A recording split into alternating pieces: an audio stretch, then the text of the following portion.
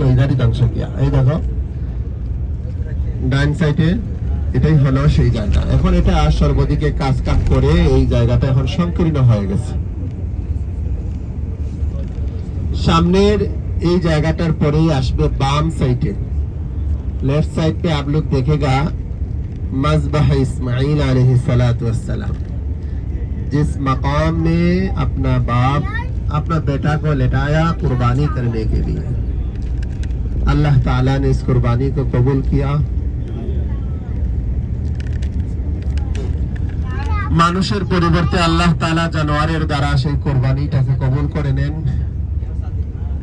নিজের সন্তানকে শোয়ানোর পরে ছুরি পর্যন্ত চালাইছেন, তারপরও আল্লাহ তাআলা সেই কুরবানি হতে দেন নাই। দেখেন বাম পাশে পাহাড়ের উপরে দেখবেন সাদা একটা খাম্বা দেখা যাইতেছে।